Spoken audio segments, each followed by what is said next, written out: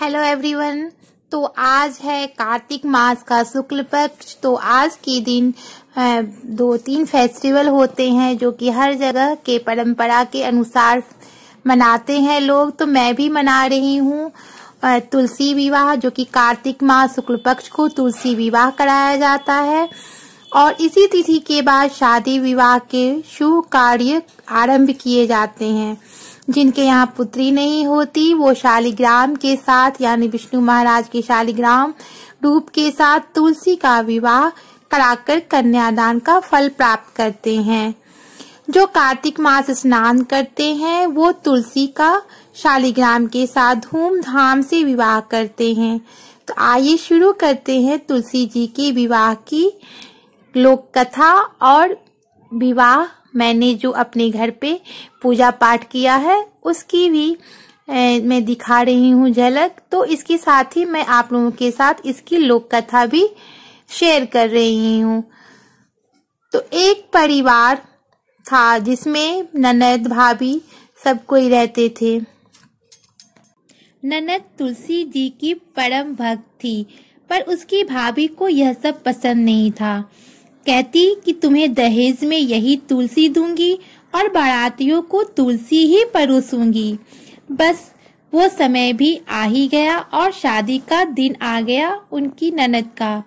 और उस भाभी ने ननद के शादी में बारातियों को तुलसी ही परोसा।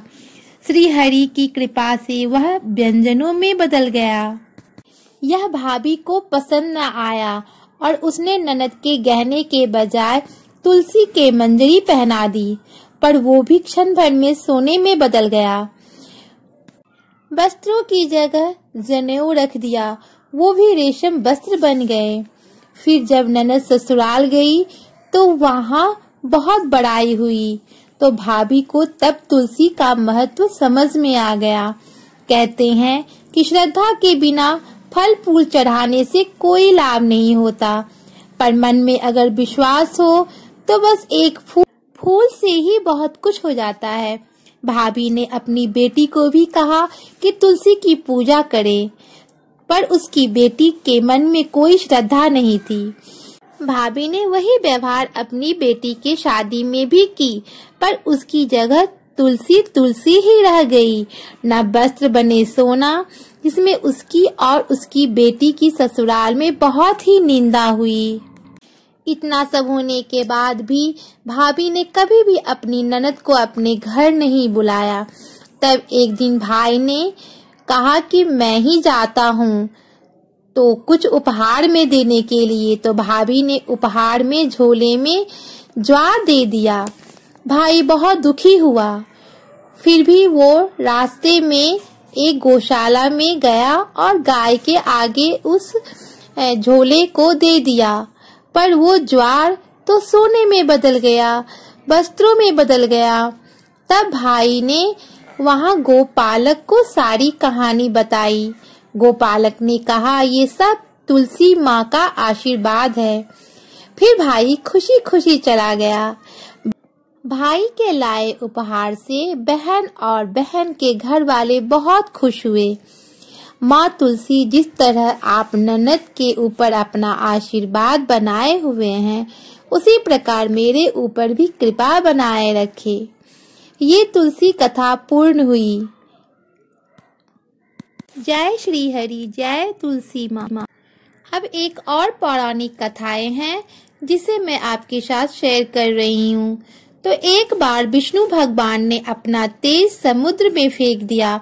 उस तेज से एक महातेजस्वी बालक ने जन्म लिया, जिसका नाम जालंधर था। उसका विवाह दैत्यराज कालिंदी की पुत्री वृंदा के साथ हुआ। अपनी सत्ता के अहंकार से देवी पार्वती को पाने की लालसा से वह शिव का रूप धारण कर एक दिन देवी पार्वती के सामने चला गया। पर देवी पार्वती ने अपने योग बल से तुरंत ही पहचान लिया और वो अंतर ध्यान हो गईं और विष्णु भगवान को जाकर सारी बातें बताया। जालंधर की पत्नी वृंदा एक पतिव्रता पत्नी थी। उसके पतिव्रता धर्म से ही जालंधर ना तो मारा जाता ना ही पराजित हो पाता। इसलिए जलंधर को नाश करने के लिए वृंदा का पतिव्रता को नाश करना बहुत जरूरी था। इसी उद्देश्य से विष्णु जी ऋषि बनकर वन में जा पहुँचे। उसके साथ 2 मायावी राक्षस भी थे। वृंदा वहाँ भ्रमण कर रही थी, जिन्हें देखकर वृंदा भयभीत हो गई। तो विष्णु ने दोनों राक्षसों को पल में ही भस्म कर दिया। इनकी शक्ति को देखकर कैलाश में लड़ रहे पति के बारे में पूछा।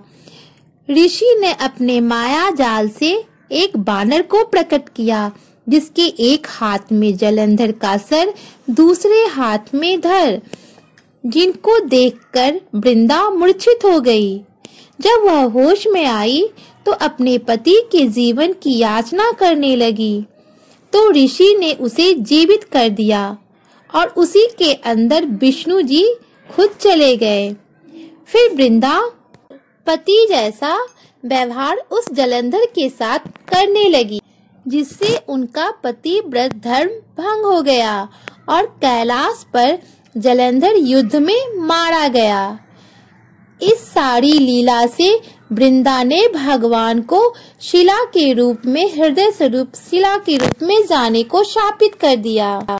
इस प्रकार अपने भक्त के द्वारा शिला रूप में विष्णु भगवान ने अपने आप को स्थापित कर लिया और सहर्ष स्वीकार कर लिया। सृष्टि बनाने वाले को पत्थर बन जाने से सारी देवी देवता वृंदा से प्रार्थना करने लगे। वृंदा ने उनकी प्रार्थना सुन ली और विष्णु भगवान को मुक्त कर दिया और खुद आत्मदाह कर लिया और वहाँ एक तुलसी का पौधा उग गया। विष्णु जी ने कहा कि हे वृंदा, तुम अपने सतीत्व के कारण मुझे लक्ष्मी जी से भी अधिक प्रिय हो गई। अब तुम सदा मेरे साथ रहोगी। तब से हर साल कार्तिक मास को शुक्ल पक्ष को दिन तुलसी विवाह कराया जाता है। तुलसी जी का शालिग्राम रूप विष्णु के साथ विवाह कराया जाता है। जो मनुष्य शालिग्राम के साथ तुलसी विवाह कराते हैं वह इस लोक में सुख प्राप्त कर मोक्ष को प्राप्त करते हैं। इस प्रकार दोनों कथाएं पूर्ण हुई।